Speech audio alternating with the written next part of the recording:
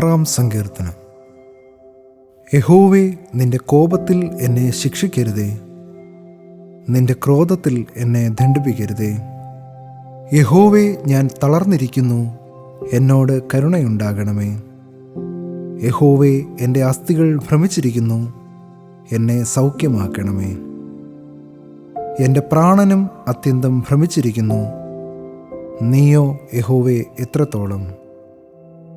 യഹോവേ, തിരിഞ്ഞ് എൻ്റെ പ്രാണനെ വിടുവിക്കണമേ, നിന്റെ കാരുണ്യം നിമിത്തം എന്നെ രക്ഷിക്കണമേ.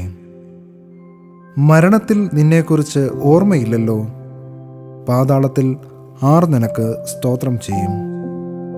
എൻ്റെ ഞരക്കം കൊണ്ട് ഞാൻ തകർന്നിരിക്കുന്നു, രാത്രി മുഴുവനും എൻ്റെ കിടക്കയെ ഒഴുക്കുന്നു.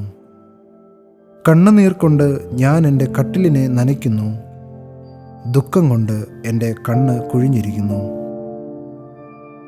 എൻ്റെ സകല വൈരികളും ഹേതുവായി ക്ഷീണിച്ചുമിരിക്കുന്നു.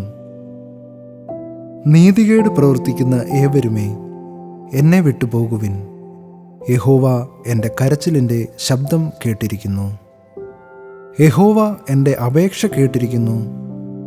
യഹോവ എൻ്റെ പ്രാർത്ഥന കൈക്കൊള്ളും. എൻ്റെ ശത്രുക്കൾ എല്ലാവരും ലജ്ജിച്ച് ഭ്രമിക്കും, അവർ പിന്തിരിഞ്ഞ് പെട്ടെന്ന് നാണിച്ചു പോകും.